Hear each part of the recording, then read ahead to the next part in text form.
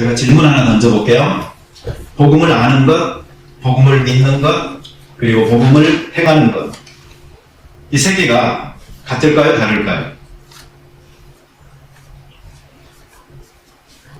둘 중에 하나야 뭐 답이 있는 것 같기도 하고 없는 것 같기도 하고 그렇죠. 아마 이게 대답하기 조금 곤란한 이유 중에 하나는 우리가 신앙생활에 그 길로 본다고 하잖아요. 그럼 이 세 개가 다르면 안 된다라는 생각이 있잖아요. 복음을 아는다. 그것은 복음을 믿는 것, 그리고 복음을 행하는 것. 이렇게 연결되어져서 하나로, 통째로 되어지면 좋겠는데 하면서도 우리 생각 속에는 이게 단계적으로 점점 되는 것 같이 생각되어져서 항상 나는 부족한데 라는 이런 생각들을 갖고서 살아가게 됩니다.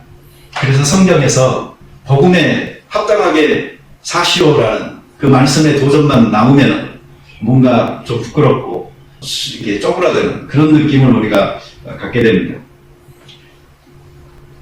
근데 여러분 이런 생각이 드는 게 아마 대부분 모든 그리스도인들이 저는 다 그럴 거다라고 생각을 해요. 그러니 나만 특별하지 않다 이렇게 생각하시고 마음에 좀 편안함을 가져보는 것도 좋을 것 같습니다. 근데 가끔 살다 보면은 우리는 교회 안에서도 또 밖에서도 그런 사람을 보지요. 신앙이 정말 어떤 인격의 향기가 날 만큼 아름답게 실천되어지는 귀한 모습. 그래서 어떤 집사님은 정말 믿음이 좋아, 나도 본받고 싶어 하는 이런 생각들을 하게 만드는 그런 분들이 있어요. 우리 교회도 있나요? 있으리라고 봐요.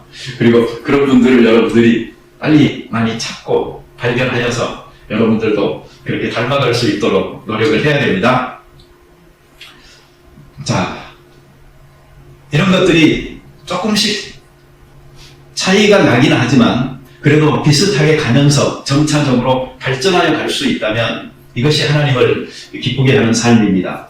그런데 이게 너무 차이가 나고 또 완전 딴판의 모습으로 살아간다. 그래서 아는 것과 믿는 게 다르다. 그리고 믿는 것과 사는 게 또 다르다.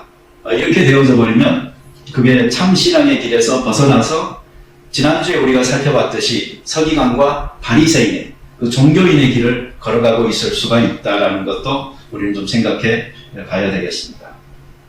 그렇지만 성경에 이렇게 보면은 언제 봐도 참 예수인으로 살았고 그리고 참 하나님의 사람으로 살았던 그 위대한 한 인물이 있습니다. 그 사람은 바울 사도입니다. 그 바울 사도는 그리스도의 십자가가 그의 삶의 전부였습니다. 복음으로 인하여서 변화된 삶. 그래서 그 복음을 위해서 나의 삶을 완전히 내놓은 그러한 삶을 살았던 사람이 바로 사도 바울입니다. 로마에 있는 아직 만나보지도 않은 그 교회의 성도들을 위하여서 쓴 편지가 바로 이 로마서인데 이 로마서 서두에서 바울은 복음이 무엇인지에 대하여서 설명을 하고 있습니다. 오늘 이 본문에 우리가 몇 가지 질문을 던져보면서 이 바울이 어떤 복음을 이야기하고 있는지 좀 접근해 보고자 합니다. 첫째 질문은 왜 바울은 자기가 빚진 자라고 여기에서 이야기하고 있을까요? 여기서 빚을 졌다는 것은 어떤 재정적으로 바울이 빚진 자라는 그런 말은 아닙니다. 여러분 빚을 한번 져보셨어요? 빚을 지게 되면 뭔가 부담이 굉장히 있습니다.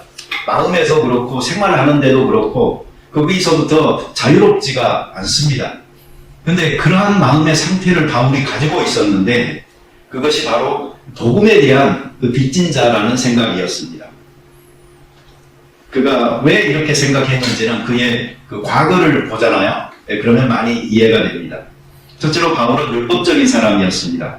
그는 그 자신이 바리새인이었고 그리고 그 당시 최고의 학문을 가르쳤다고 하는 가말리엘 문화에서 배웠던 사람이었습니다. 그는 유대인이었지만 로마의 시민권을 가지고 있었습니다. 태어날 때부터 그가 로마의 시민권을 가지고 있었다는 것을 보게 되면은 그는 아마 훌륭한 그런 권세 있는 집안의 자녀였다라고 생각해 볼 수도 있습니다. 스스로 교만할 수 있는 여러 가지 조건을 갖추고 있었던 사람이었습니다. 그렇지만 그가 복음을 만나게 되자 예수님을 만나게 되자 그가 그동안 자랑스럽게 여겼던 것들이 단지 허울이었다는 것을, 그리고 그것이 얼마나 그를 위선적으로 만들었다는 것을 알게 됩니다. 자기는 이제 복음 안에서 나를 발견했다. 그래서 나는 이 모든 것들을 배설물로 여기겠다라고 선언한 사람이 바로 이 바울입니다.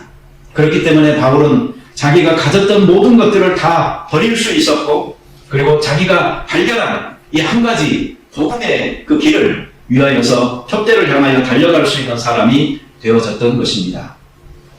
여러분, 자랑할 것이 좀 많은 사람들은 한번 생각할 수 있어야 돼요. 언젠가 한 번은요, 그 자랑하는 것으로 인해서 넘어질 때가 있습니다. 어쩌면 바로 그 순간이 하나님이 은혜 주시는 순간입니다. 그리고 세상 속에서 내가 자랑하고 허영이라고 이렇게 나를 치장할 수 있었던 모든 것들이 실제로는 다 가치 없는 것이었구나. 오직 예수만이, 그리고 예수의 십자가만이, 그분의 복음 안에서 나를 발견한다라는 이 사실 자체가 얼마나 소중한 것이라는 것을 깨닫게 되어지는 그 순간이 바로 은혜 받는 때요, 바로 예수님을 참으로 만나는 그러한 때라고 생각됩니다. 둘째로, 바울은 거기에서 더 나아가서 예수를 핍박하던 사람이었습니다. 초대교회 최초의 순교자가 스데반 집사님이잖아요. 근데 그 스데반 집사님에게 돌을 던지는 여러 사람들의 그 겉옷을 보관해서 잡고 있던 사람이 바로 사울이라는 사람이었어요.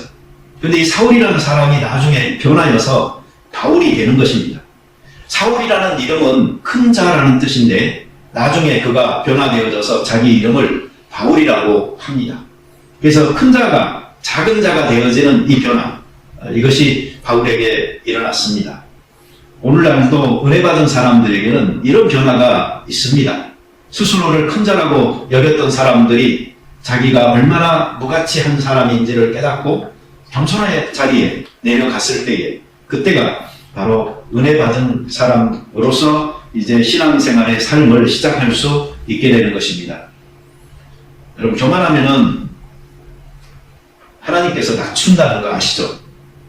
여기는 구약 성경에 있어서 가장 하나님이 싫어하시는 죄가 우상숭배라면은 신약 성경에 있어서 가장 하나님이 싫어하는 죄는 바로 교만이거든요. 이 교만이 사람으로 하여금 불순종하게 만드는 것이거든요. 그러니 정말 복음을 믿고 예수를 믿게 만들려고 하면은 그 사람의 교만을 꺾고 눌러서 겸손하게 만들어야지만이 되는 것이죠. 또한 믿고 난 후에도 역시 마찬가지예요. 그 옛성품을 버리지 못해서 계속 교만하잖아요. 그러면 나는 마음이 온유하고 겸손하니 라고 말했던 그 예수님의 마음을 본받아 갈 수가 없는 거예요.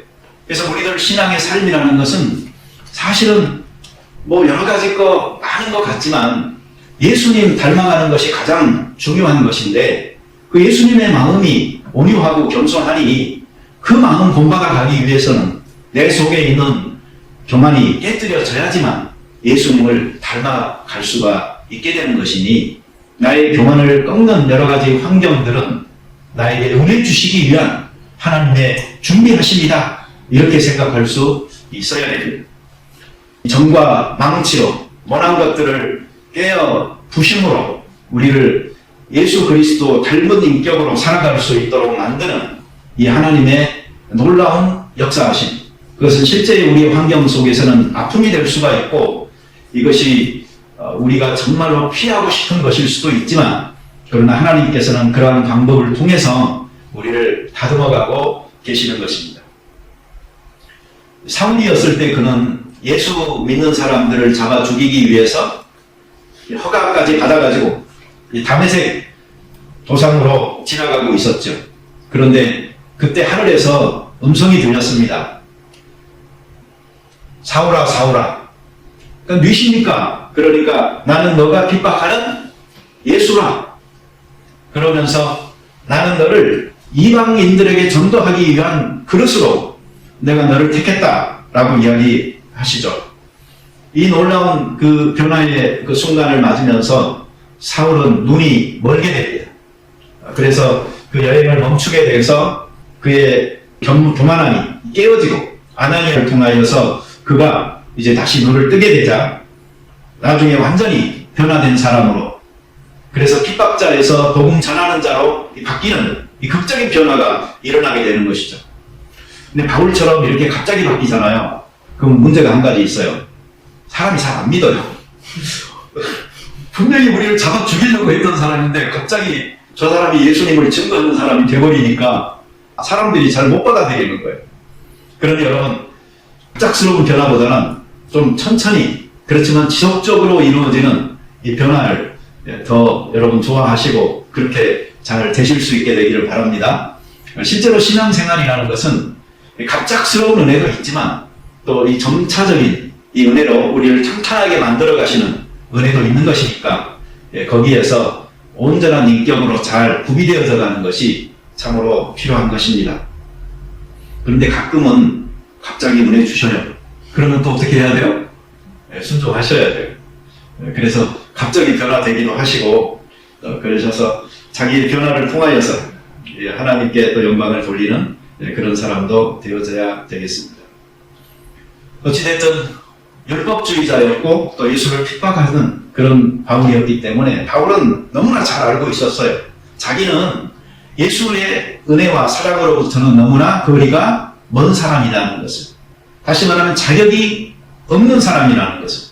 근데 자격 없는 자기를 사랑하시고 이방인을 위한 그릇으로까지 선택하여서 준비해 오신 이 하나님의 사랑을 깨닫게 되니까 그는 그 은혜 앞에 더욱더 감사하는 사람이 될 수가 있었던 것이죠. 요즘도 마찬가지예요. 자기의 부족함을 절감하는 사람들일수록 자기가 받은 은혜가 크다라는 사실을 알게 돼. 그래서 자기가 받은 이 큰 구원이라는 말을 할 수밖에 없는 것이죠. 그런 사람들에게는 내 공로가 아니었습니다 하는 말이 나오는 거예요. 나에게는 자랑할 것도 내세울 것도 없는데 예수님께서 일방적으로 사랑하셔서 나에게 이 큰 은혜를 주시고 구원하여 주시니 오직 감사할 뿐입니다 하는 마음으로 하나님 앞에서 살아가게 되는 것입니다. 여러분, 죄가 많은 곳에 은혜가 많다라는 성경 구절이 있죠. 그 구절만 좋아하지 마시고 죄 많이 짓지 마세요. 이런 말도 가능합니다. 따라서 해보세요. 감사가 클 때 크게 감사하는 삶을 살 수가 있습니다. 예. 은혜를 주시는 측면에서 보면은 죄가 많을수록 거기에서 더 큰 회개가 일어날 수가 있고 더 큰 은혜를 경험할 수도 있는 것이지만, 한편으로 보면은 이 큰 감사함이 있는 사람이 또 그 하나님 앞에 더 큰 감사를 하면서 자기 삶으로 보답하게 될 수가 있는 것이죠. 두 번째 질문입니다. 그래서 바울이 하기 원하는 것이 무엇일까요? 그런 복음을 전하기 원했습니다. 그리고 복음을 위해 자기 삶을 드렸습니다. 이것은 복음을 위해서 하나님께서 택정한 삶이라는 것을 느끼는 순간에 그렇게 복음 앞에 자기를 완전히 내어 놓을 수가 있었습니다. 실제로 이 복음이 무엇인지를 잘 모르는 사람들은요, 복음을 위해서 뭐 헌신하시오, 뭐 전하시오, 또 복음적인 삶을 사시오 말을 해봐야 이게 잘 안 됩니다. 그러나 그 복음의 가치와 효용이 무엇인지 자기에게 실제로 일어난 체험을 통하여서 가치를 알고 효용을 경험해 본 사람이라면 그 복음을 전해야 되겠다, 복음대로 살아야 되겠다 하는 생각을 할 수밖에 없는 것이죠. 바울은 참 자유를 주는 복음을 경험했습니다. 그래서 죄에 얽매여져 있는 사람들을 풀어서 자유하게 하는 이 영적인 자유함의 놀라운 축복을 복음을 통하여서 경험했습니다. 그뿐만 아니고 사람들을 유대교라는 이 그릇된 인습적인 그리고 율법적인 얽매는 종교의 짐으로 불레시어 나서 억압하는 유대 사회로부터 정말 복음이 무엇을 할 수 있는지를 그 스스로가 알았기 때문에 이 복음을 증거하는 사람으로 자신을 헌신하여 드릴 수가 있었습니다.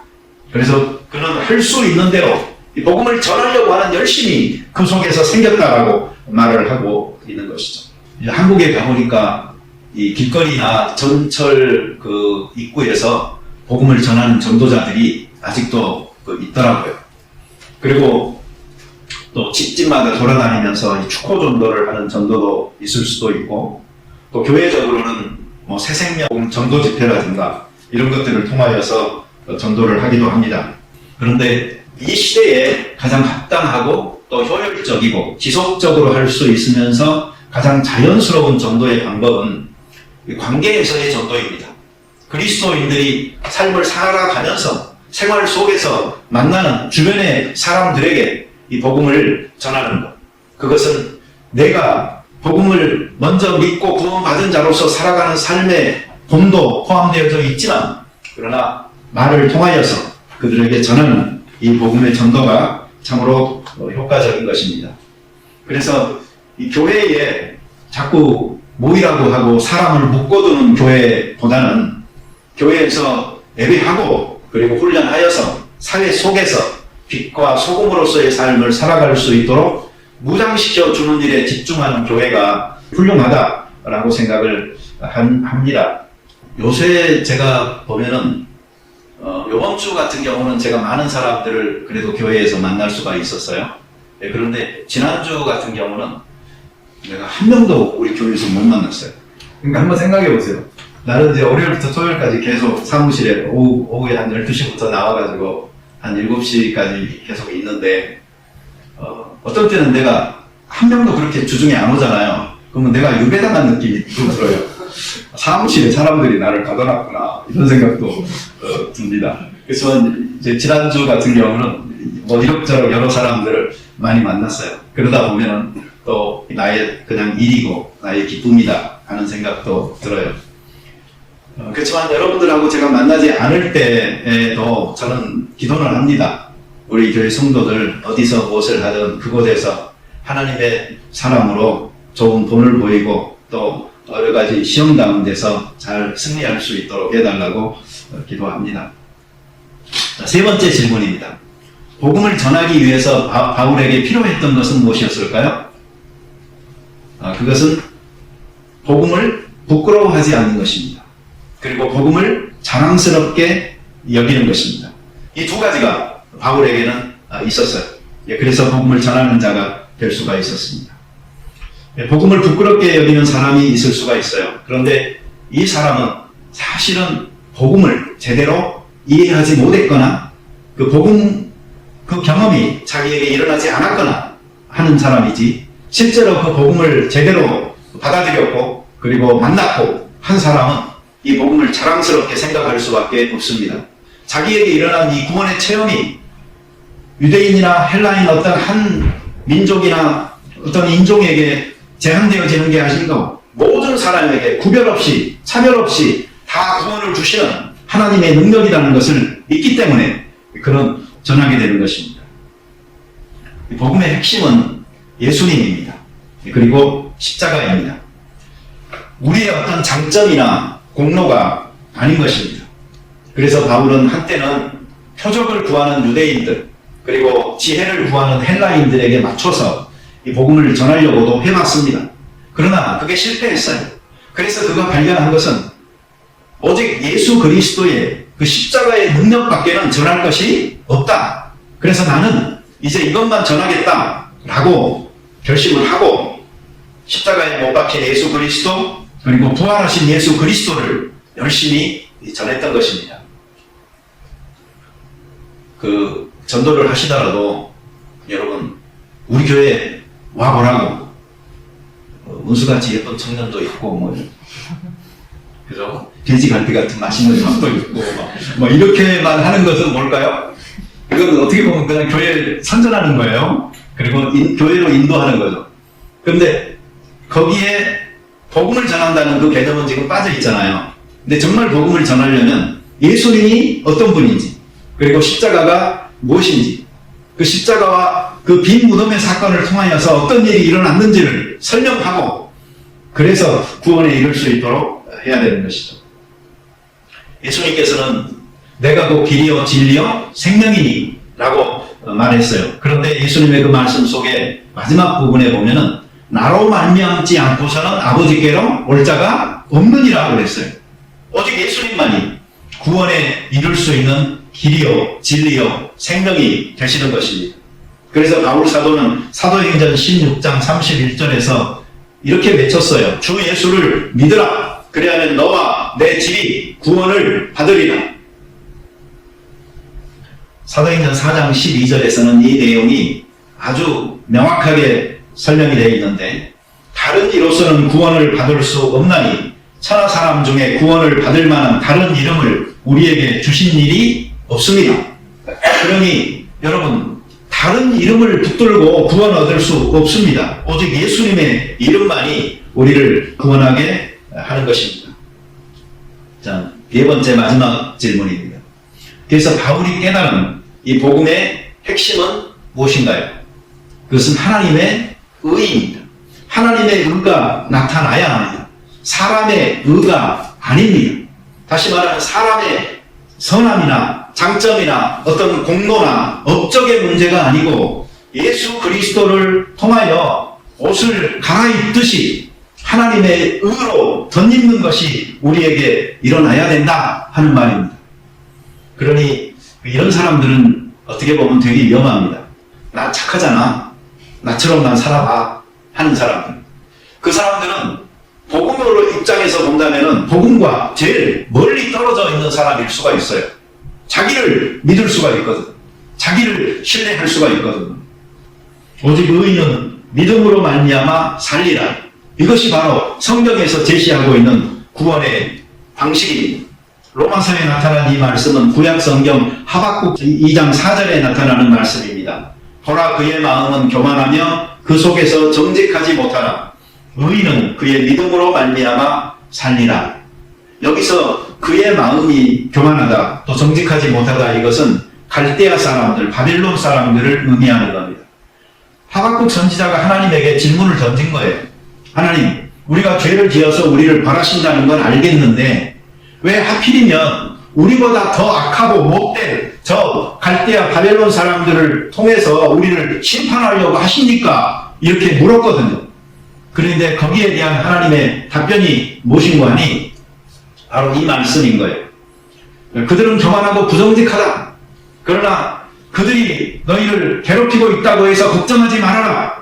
의인은 믿음으로 말미암아 사는 것이다. 다시 말하면 너희들 의인인 이스라엘 백성들은 믿음을 통해서 다시 살아날 것이다 라고 이야기하고 있는 말씀이에요. 근데 사실 이 말씀은 논리적으로 보잖아요. 좀 전개가 좀 이상한 말씀이에요. 따라서 해보실래요? 의인은 의로 말미암아 살리라. 자연스럽잖아요.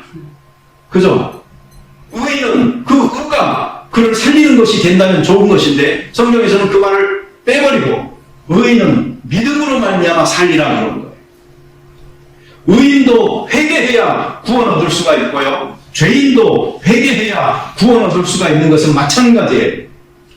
예수님께서 말씀하신 그 좁은 길, 좁은 문은 축복의 문이요 축복의 길인데 그것은 바로 회개에 이르는 문이요 길인 것입니다.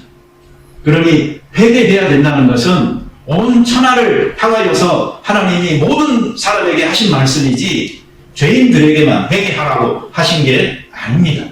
누구나 회개해야지, 그 좁은 문의 축복을 통과해야지 구원을 얻을 수가 있는 것입니다. 왜 교회 다니세요? 누가 이렇게 물어보면 이렇게 말하는 사람 되게 많아요. 믿고 천국 가려고요. 절대 틀린 말 아닙니다. 그렇지만 조금 그걸로는 뭔가 부족한 말씀이잖아요. 왜 그런가 하니 우리가 교회를 다니는 이유가 천국 가기 위한 것이라면요 뭔가 잘못된 거예요. 오히려 천국 가기 위해서는요 교회 다녀서 안 되고요, 예수 믿으면 돼요. 그렇죠? 예수님 믿어야 천국을 가잖아요. 근데 교회는 그럼 왜 다녀요? 그것은 바로 구원받은 하나님의 백성으로 하나님을 예배하고 하나님을 영화롭게 하기 위한 그리스도인의 삶에서 예수 그리스도를 닮아가는 그 성화의 삶을 지속적으로 연습하면서 살아가기 위해서 우리 이곳에 있는 것입니다.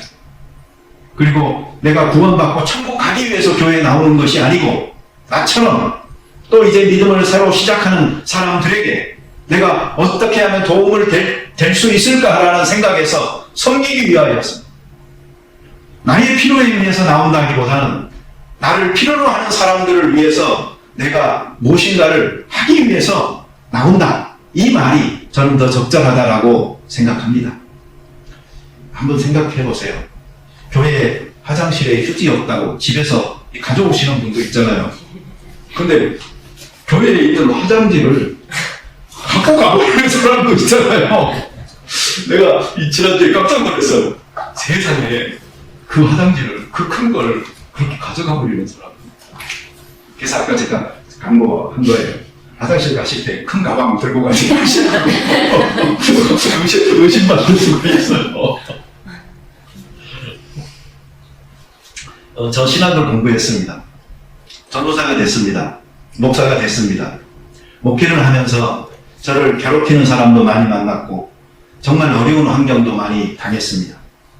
그런데 그러한 순간들에게 포기하지 않고 하나님께서 그래도 너가 선한 싸움 싸웠다라고 생각해서 나를 천국 데려가는 것 아닙니다. 오직 한 가지 조건, 내가 예수님 믿었기 때문에 나를 천국에 데려가는 것입니다. 이것은 여러분들도 마찬가지입니다. 여러분들이 예수님을 믿었기 때문에 천국의 백성으로 하나님께서 영접하여 주시는 것이지, 교회 안에서 어떠한 직분을 가졌기 때문에 어떤 일에 충성하여서 잘 섬겼기 때문에 여러분들이 천국 백성이 되는 것은 결코 아닌 것입니다. 그렇게 본다면 천국 백성으로서 내가 구원받느냐 아니면 구원받지 못하느냐 하는 것은 믿음의 초창기에 그냥 일어나는 사건인 것입니다. 이 사건이 일어나지 않은 채로 직분은 받았고 교회 생활은 익숙해져서 거기에서 내가 잘하는 어떤 분야를 여러분들이 감당하고 있다고 해서 그것이 천국 백성의 자격을 갖게 된 것은 결코 아닌 것입니다. 점으로 다시 돌아갈 필요가 있어요. 내가 정말 죄인임을 고백하고 예수 그리스도를 나의 온전한 구세주와 내 삶의 주인으로 영접했느냐 하는 이 문제가 가장 중요한 문제입니다. 어떻게 보면은 희망을 버려야 돼요. 내 안에 희망이라고는 없습니다. 절망뿐입니다. 라고 고백할 수 있을 때에 그때 하나님께서 우리의 희망이 되어주시고 예수 그리스도의 십자가가 생명의 동아줄이 되어서 우리를 구원하는 것입니다. 갈라디아서 2장 16절에 사람이 의롭게 되는 것은 율법의 행위로 말미암음이 아니요 오직 그리스도를 믿음으로 말미암는 줄 알므로 우리도 그리스도 예수를 믿나니 이는 우리가 율법의 행위로서가 아니고 그리스도를 믿음으로써 의롭다함을 얻으려 함이라. 율법의 행위로서는 의롭다함을 얻을 육체가 없느니라. 확신하게 선언하잖아요. 율법의 행위로서는 의롭다함을 얻을 육체가 없느니라. 이런 점에서 여러분 죄인이라는 것을 하나님 앞에 감사하시기 바랍니다. 더 큰 죄인일수록 더 큰 은혜를 경험하고 더 크게 감사할 수 있으니 이것이 얼마나 큰 은혜인지 모릅니다. 그래서 교회에서 보잖아요. 그 예수 이제 처음 믿은 사람들이 죄를 회개하고 이렇게 울면서 하나님 앞에 기도하고 이러는 사람들이 참 많아요. 그런데 시간이 지나면서 어떻게 되죠? 이게 이제 잘 안 돼요. 그냥 익숙해져가지고. 그러다가 정말 나이도 좀 더 들고 더 성숙해지고 정말 인간으로서 내가 가진 공로나 자랑할 거나 이런 것들이 점점 더 사라지고 그래서 오직 은혜만이 나를 구원한다라는 생각을 갖게 되는 어떻게 보면 신앙적으로 더 성숙한 단계에 이르신 분들일수록 더 내가 죄인입니다 라고 고백해요. 그리고 하나님의 은혜 앞에 더 매달리게 돼요. 문제는 뭐예요? 중간층이 문제예요. 중간층에서는 그게 잘 안 이루어져요. 그런데 이 중간층은 그러니까 생각을 다시 해봐야 돼요. 처음으로 다시 돌아갈 것인지, 아니면 빨리 성숙하여서 정말 하나님의 은혜만이 나를 구원하고 내가 필요한 전부다 하고 하나님 중심적으로 살 것인지를 생각을 잘 해보셔야 합니다. 네, 크리스찬들이 들어가야 할 문이 있습니다. 그것은 믿음의 문입니다. 그리고 크리스찬들이 걸어가야 할 길이 있습니다. 그것은 소망의 나라가 있습니다. 그것은 사랑의 나라입니다. 믿음의 문을 들어가서 소망의 길을 걸어가면서 사랑의 나라에 이르러야 우리 그리스도인들의 여행이 끝나게 됩니다. 하나님의 나라는 사랑의 나라입니다. 그러니 믿음을 가졌다면 소망을 가지고 사랑을 실천하면서 살다가 바로 이 사랑의 나라인 하나님의 나라에 잘 이르실 수 있어야 되는 것입니다. 우리 모두에게 여행에서 라고 하지 말고 또 지치지도 말고 지치지 않게 하시는 이 하나님의 은혜를 끊임없이 공급받는 가운데 이미 믿음의 눈으로 들어섰으니 세상이 우리를 절망케 하고 슬프게 하더라도 천국의 소망을 붙들고 기쁘게 살다가 이 사랑의 나라인 하나님의 나라에 완성되어진 그 나라에 우리 하나님의 백성들로 주와 만나는 기쁨이 있게 되기를 바랍니다. 같이 기도드리겠습니다. 하나님 아버지 감사합니다. 우리가 믿음 생활을 하면서 때로 길을 잃을 때가 있습니다. 정말 어디에서 우리가 잘못되어졌는지 생각하게 하시고 다시 처음부터 점검해 볼 수 있게 하여 주옵소서.